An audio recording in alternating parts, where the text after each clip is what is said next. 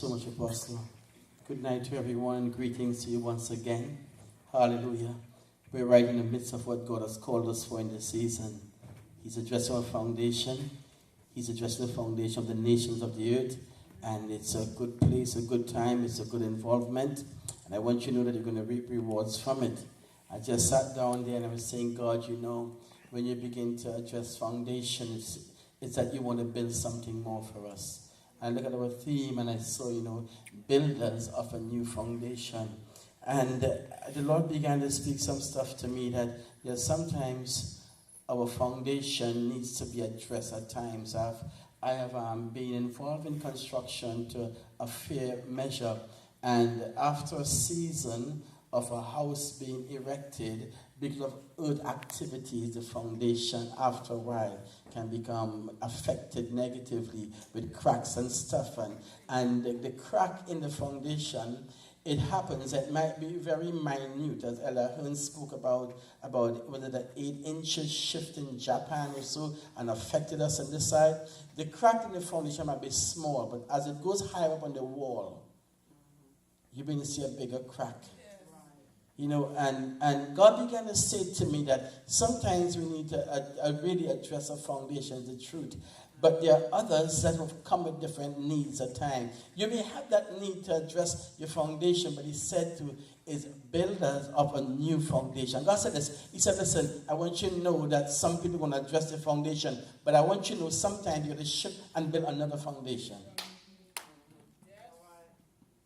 And I thought about the thing, and I give this analogy home a few times in services, that sometimes you're doing some chicken, how we stew chicken home, right? And sometimes we use different kinds of sauces that we buy, what we call brown the chicken. Do you use that term here? Yeah. Brown the chicken, we brown the chicken. And some people are really skilled that you put some oil and put some sugar, whether white sugar or brown sugar, and when it makes a kind of caramel kind of consistency, then they pour the chicken in. But if you wait too long, it gets bitter. That's right. That's right. And many times in my time of cooking, when I used to cook, I waited too long, so I didn't really know the timing. And when the food gets bitter, you can take it and try to wash the chicken out sometime. It still stays bitter. And God says, something is going to condemn this and build again. And I began to think about this thing, and tonight the Lord is saying to me, I was at home and saying, God, I want to, go up at my house and cast a foundation on top. That's before I came. And I want to put 9 bedrooms on top, so that when the brethren come from New Jersey and Suriname, they don't have to go to any hotel. They can come just by me and rest by me, right? And save some money. But I was looking at the process to cast on top. You got to get down in the present foundation that we have and change the type of foundation. You got to get some metal down in the foundation now. You got to pour some concrete down in the foundation. And then God said, you know what? You can go through all that, but I want you to know too, I want you also to build another foundation. Hallelujah. So sometimes you got to just listen for what God is saying. And maybe God is saying to you, extension, I want to erect another foundation. And see what God will do for you. But before I ask Robin to bring greeting, Pastor, I have one of these letters from Africa. Oh, you do? Yes. This is one that Pastor Jethro sent me, and he's going to read it for you. Okay. Hallelujah. So Pastor Jethro Simwinger will be making great efforts to get him to be here with us at this conference, but unfortunately, as Pastor said, fortunately in this case, I'll read for you. Dear Apostle Troy, I greet you and all of those at the conference. Indeed, has been financially hard for you, and I have heard you. The Lord did not open the door for me to attend a conference in the U.S. and then proceed to Guyana, because your advice has become true, that I should not leave the ministry now. It would crumble and come to nothing. It is true. There is still much to be done, and we have not yet got a place of worship. We're still upstairs.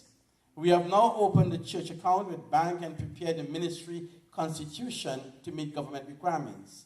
Pastor Danny Chanda came in my office and talked good of you. Chingola is still waiting for your second missionary coming.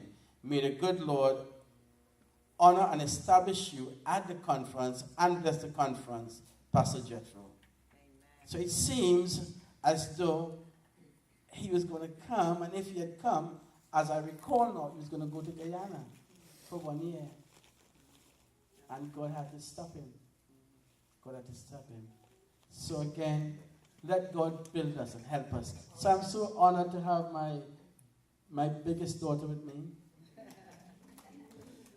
And she's my youngest daughter too.